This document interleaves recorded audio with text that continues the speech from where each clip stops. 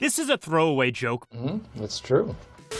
but it shows how a lot of Americans view police officers. We'll get into whether this view is accurate or not, but it doesn't really matter where you go in the world. Outside of weird countries that get 3 minutes of sunshine a year, like Denmark, Norway, and North Dakota, people just don't like cops that much.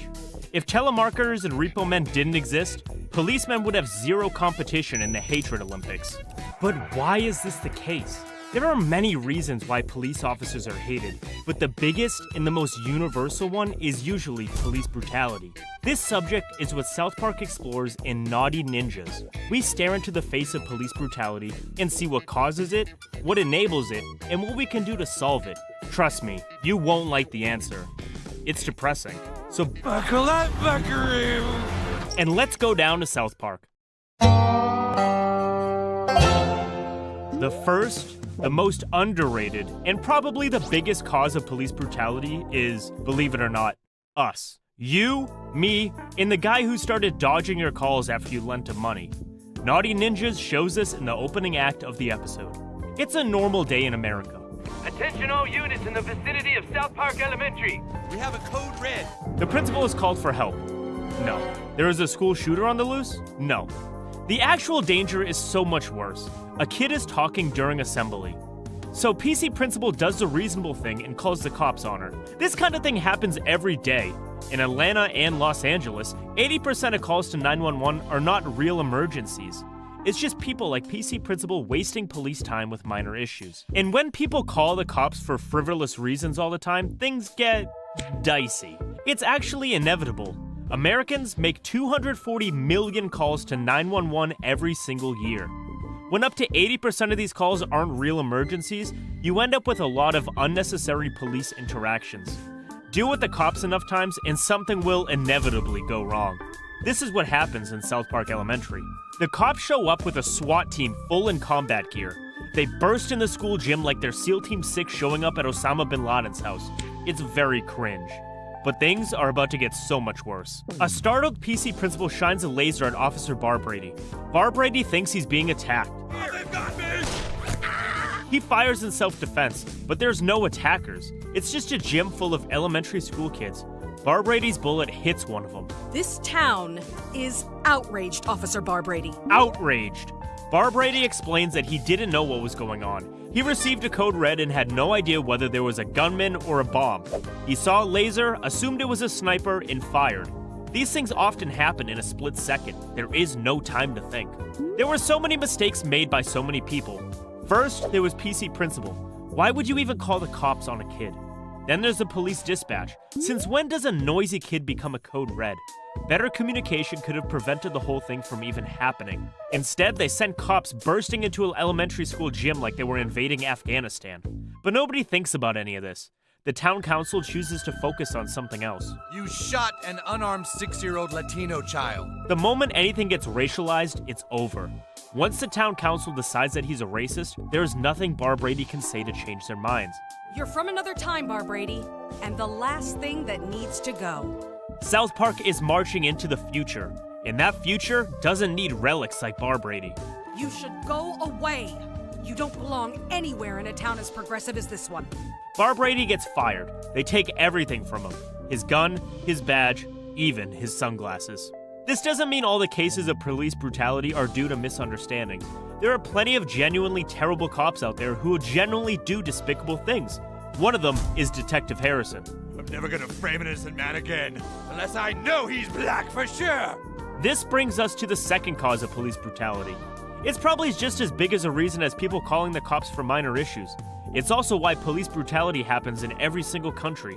For this reason, we have to look at how cops react to Barbrady's firing. Well, we'd like to come help you, but we don't want to get fired. Kenny's neighborhood has been overrun with homeless addicts, and the police don't want to help. They're not just scared by the possibility of getting fired. There's something else motivating them. They can't do the one thing they like most about the job. See, it used to be we could beat up minorities and nobody cared. It's the reason a lot of us joined the force. This line from Detective Harrison explains why police brutality is global and so hard to eradicate. The job simply attracts a disproportionate number of violent psychopaths. It's a simple matter of laws and incentives. You can't be an accountant who beats up people on the side for fun. You'll get arrested and end up in a cell with Diddy. But if you become a police officer, you suddenly have a lot of opportunities to beat up people legally. The higher prevalence of violent tendencies among police officers is supported by another statistic. Take domestic violence, for example. The rate of domestic violence in regular households is around 10%. In police households, that rate can be anywhere from 28% to 40%, depending on the study you look at. Methodology, definition, sample size, and all that jazz. The specific figures vary and are subject to intense controversy, but what is undeniable from the evidence is that police officers tend to be more violent than the general population. There could also be other factors. The dangerous nature of their jobs makes violence the first recourse for most police officers, as we see with Bar Brady. His first instinct is to shoot. Despite how negative these statistics are, they still show that cops are not actual bastards. Not all of them, anyway. Even with the much higher and way more disputed 70% figure, we still have 60% of cops who don't beat their wives. So it's safe to conclude that while there are enough violent psychopaths in the police force to cause a lot of problems, the overwhelming majority are still good people. But some people tend to forget this. Hating all cops equally creates its own set of problems and reveals just how much more police brutality the rest of us innocent citizens are responsible for.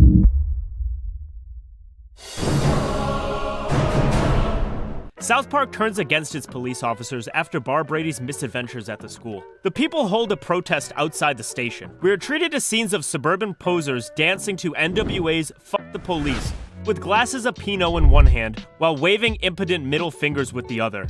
It's just as lame as you imagine. These guys gentrified hip-hop. But that's not the point here. The point is how cops get treated in this new South Park.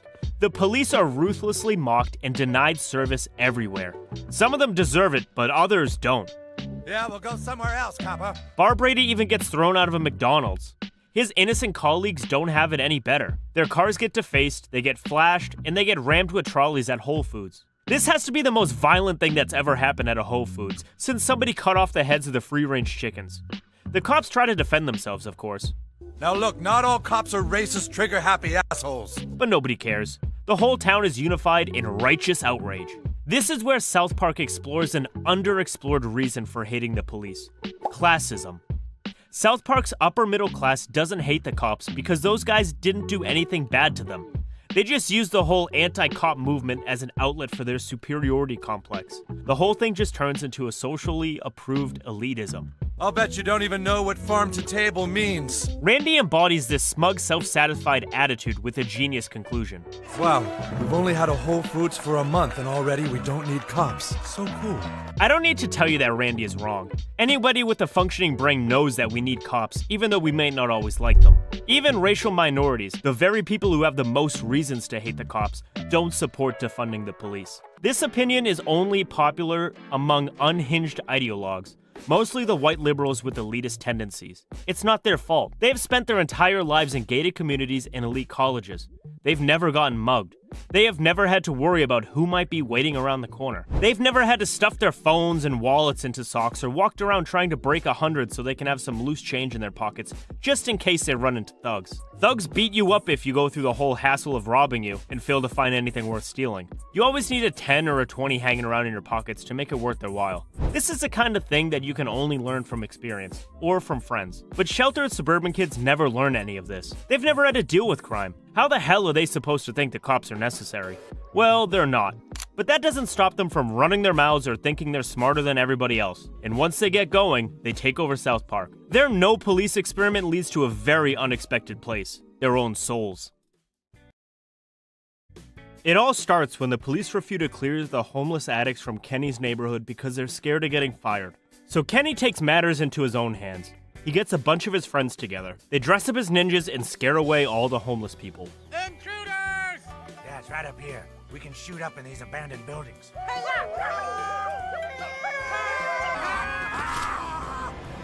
After being scared away from the abandoned buildings of Soto Sopa, the homeless have to go somewhere. Those nice and compassionate Whole Foods shoppers wouldn't be bigoted enough to hate their underprivileged now, would they? Oops! South Park decides to attack the fake virtue signaling of a certain kind of person. You know them. Ew! Spare a dollar? No, I don't. I'm sorry, thank you. God damn it, ew! Randy seems to be discovering that homeless people aren't so nice and wholesome when you can smell them. Like a little kid snitching to mommy, Randy runs straight to the mayor. Mayor, I didn't bust my ass to gentrify this part of town to have it overrun with homeless people. The upper middle class of South Park is dealing with the most serious problem in the world. My wife and I can barely eat or shop. That's a huge tragedy. The mayor decides to look at the root of the homeless problem. No, it's not substance abuse or the hypocritical policies that make building affordable housing impossible. That would be crazy. Can you guess what the real root of the problem is? It's ISIS! Correct. Remember how the boys were in their ninja costumes? Well, adults actually think they're ISIS members. That's why everybody is so scared of them. Even the real ISIS gets in touch and promises to wire them cash to fund their operations. This was back when ISIS controlled half of Iraq, a third of Syria, and all the oil wells that came with the territory.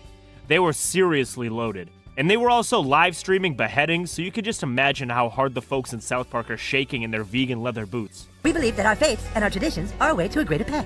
The path of the warrior. Jimmy is referring to the Japanese code of Bushido, the one followed by ninjas and samurai. But his dad thinks he's referring to a jihad and freaks out. Wow, the fellas were right. People are really freaked out by ninjas. It's the beginning of the end. Randy's posse can't stand the homeless colonizing their gentrified spaces anymore. They go back to crawling to the police. We've just got to be really apologetic and tell them we didn't mean it, okay? Despite the begging from the mayor and the rest of Randy's posse, the cops are not in a helping mood. Kids then. Hey, who was it that said, fuck the police? Was that Ice Cube? Tupac? Oh, right, that was you guys! Detective Harrison sends them off with one last quip, a cold reminder of what the actual job of the police is. Sorry, but I guess you'll have to find somebody else to do all the difficult, dirty shit you don't want to do yourselves. It's very fitting. Randy and his gang of snobs don't want the homeless in their fancy arts and food district. But they also don't want to touch the homeless or do any of the actual work of moving them themselves. They don't even want to help the homeless. They just want the homeless to go be homeless somewhere else, far away from them. They want the police to do the hard work of moving the homeless. That's what the police do. They're like garbage men who deal with people. We send them to deal with the folks we would rather not deal with ourselves. Homeless people, crackheads, criminals, and the like. Guys like Randy and the mayor can be completely detached from the problems of society, even when they're the ones causing them, because they have some fresh graduates from the police academy to do all the work for them. They never have to even think about it until something goes horribly wrong, and it has. What are they gonna do about it? Nothing good. It reveals the darkness of their souls and exposes the biggest reason why police brutality will probably never be solved. Randy and his posse go looking for newly homeless Officer Barbrady. How would you like to be a policeman again? They're not asking out of love or even remorse. They just want somebody to do their dirty work. We need you to shoot some kids. Barbrady is not about all that. No, shoot kids! I don't want to shoot kids! Despite Barbrady's objections, Randy, the mayor, and the rest of the posse talk him into it.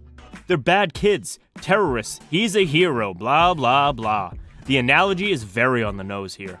Politicians and society at large often need certain unpleasant things to be done to certain people. But we don't want to get our hands dirty. So we use people like policemen, prison guards, and soldiers to do these things. And we call them heroes to motivate them, while all the while secretly looking down on them. Barbrady the hero goes off to deal with the ISIS terrorists. Meanwhile, Randy is bragging about how they'll soon have Sheetpa Town to themselves when something bugs him. Where's Stan? He's playing ninjas over at Kenny's house. Ninjas? That's gay.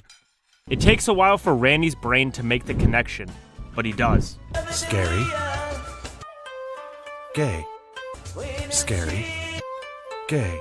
Scary, gay, scary, gay. Scary, gay, scary, gay, scary. Gay! Stan! Barbrady confronts the kids just as Randy is en route to stop him. Freeze! Oh, shit! Please! I don't want to shoot you! The boys are surrendering and Barbrady is handling the situation just fine. Then Randy tackles him. Tackling a man with a gun, what could possibly go wrong? Well, everything. A bullet goes off and another kid gets shot in the arm.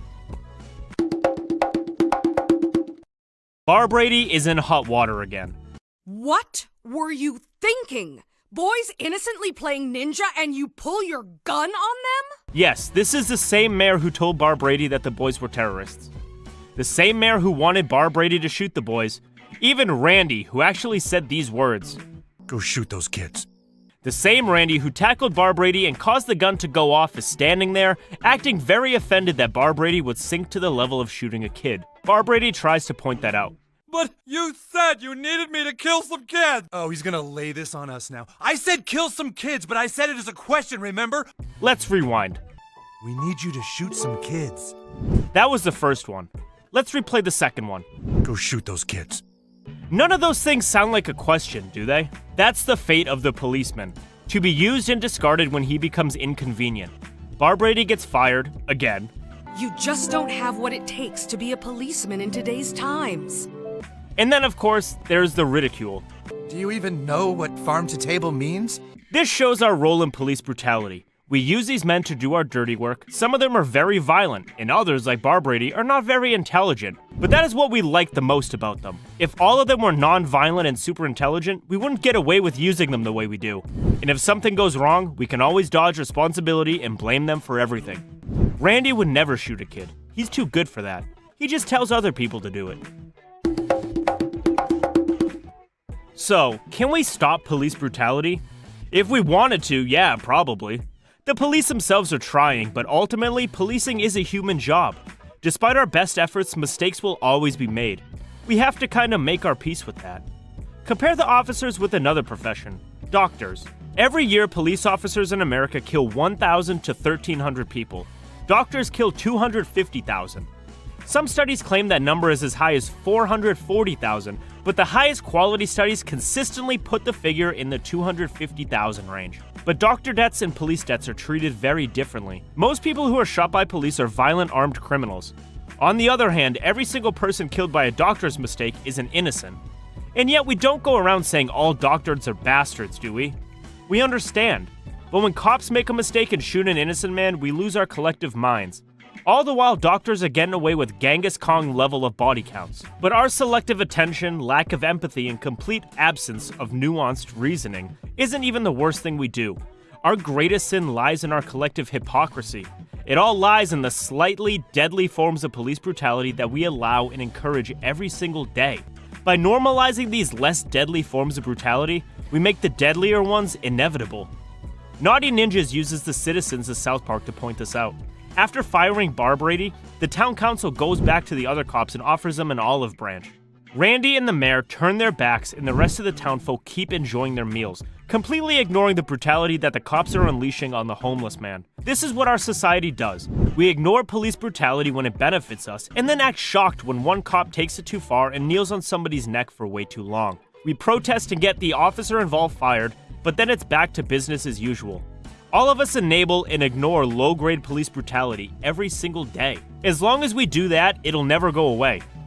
First, we're calling cops for everything. We're also admitting a disproportionately large of violent psychopaths into the police force. Add in our habit of ignoring or encouraging police brutality when it benefits us, and you realize just how right South Park's conclusion is. We will never get rid of police brutality because despite what we say, a lot of people in society kinda like it, and they enable it in 1,000 different ways.